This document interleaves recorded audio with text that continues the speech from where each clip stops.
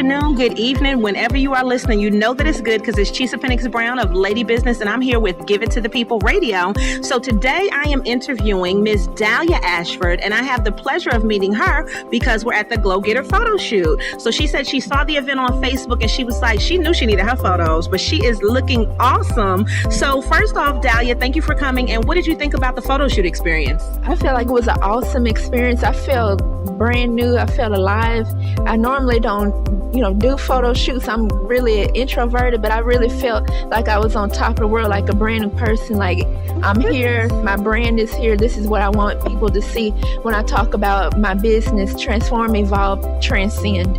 Okay, well, I love that. And you know what? For some reason, I tend to always attract introverts. And I think it's sometimes when you're very extroverted, the introvert person is like, okay, I want to just be a little bit more extroverted, but not too much. And so I think that's a great thing. Now, with that, what you're doing for your own business is becoming a life coach. So can you tell us why you chose that particular path?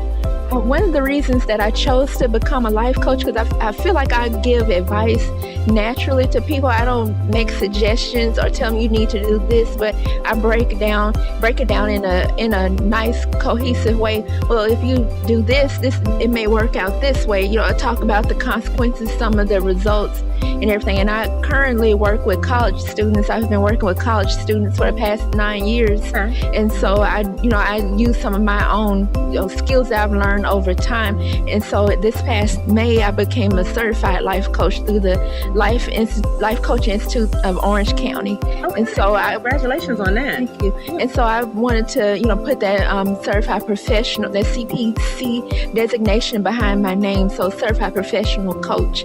And so that's one of the reasons why I wanted to become a life coach, and to really, designate adults in training as my target audience. And what I mean by adults in training are college students. They're almost to the adult stage, but then they're still relying on mom and dad. And so I wanted to work with that population to get them ready for the real world. Because once they graduate from college, nobody will hold your hand, and people expect you to know that you need to be on time for work.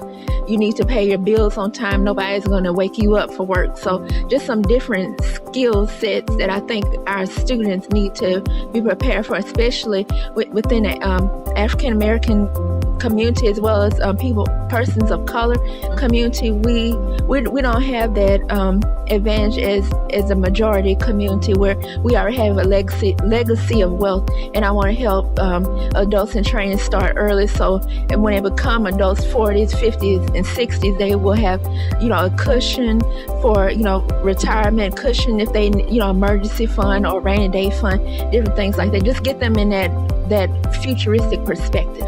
No, I love that. And I love you using the term adults in training, because I think that you do have a lot of people that have stuff done for them their whole lives. And then when they come to college, it's kind of like a shock.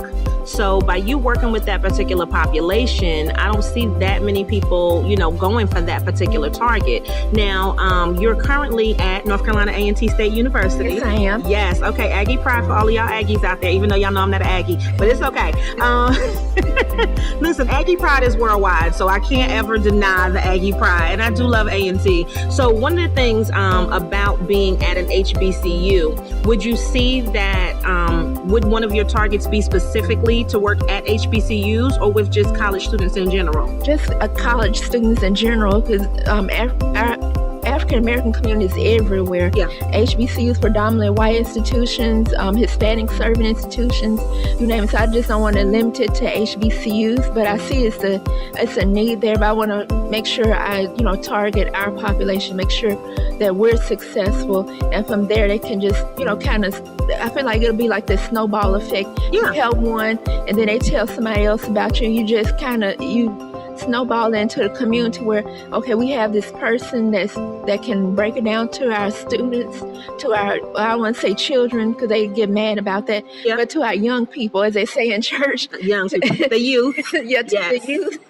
That it's cool to, it's cool to be grown. It's cool to think about the future. When a lot of the students that I interact with, they only think about the now. Yep. I got to make sure I have my fingernails done now, but they don't think about, well, that $25 could have went to something else because I need to buy a book, or I need to purchase this for a class. Or gas. Yeah, or get where you're going. Or gas, or different things like that. So I want us to think ahead, think about it, think of things in the future. I don't my cousin, when I was growing up, she would say, why are you always thinking about the future? I'm like, well, I can't think about the now.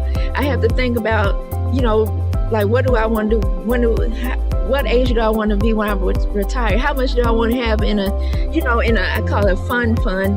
People get, kind of apprehensive when you say emergency fund or rainy day, but like, where do I want to go to college? So you've always been like this. You've always been, as you say, a futuristic kind of thinker. And I love the fact that you mentioned the fact of where you're going to be when you're 30, 40, 50, 60 years old, because I'm telling you, time goes faster than you know it.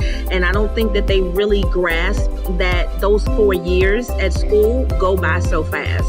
So to maximize the time that you have there, where you have a meal plan, right? Because once you get out, it's no meal plan. It's you got to make money. So I think that that's a great population to be working with. And another thing is when I meet with people or talk to students, I tell them I have no loans for both of my degrees. I have a bachelor's in biology and I have a master's in college student personnel. I have no loans. I said, you know what that means? Financial freedom.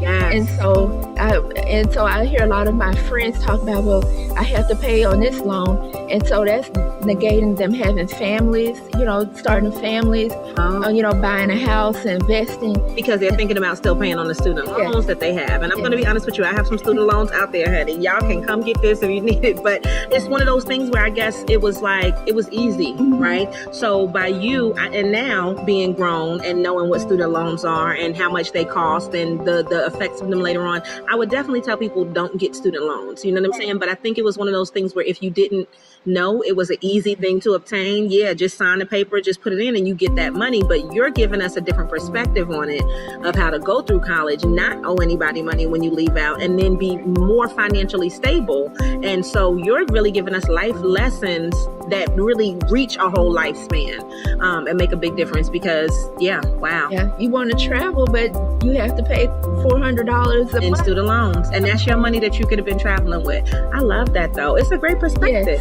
Yes. It really is. Yes. Okay. And finances is one thing that I'll talk about, but also, I talk about decision-making skills during my life coaching sessions, as well as, just building confidence, building clarity on what you want to do. Are you going through some type of transition, from college to adulthood, college to graduate? And relationships. Yes, and relationships. Because it's all kinds of relationships that you then make once you get to college. Well, I think that that's awesome because I don't see that many people doing that. And I think that can be a business that will be booming because people need that. And it's more of a need-based thing. Even if some people don't realize they need it, they need it. And if that's not something that's being taught, and you can help facilitate that, I think that that's a wonderful thing. So I'm excited about your business.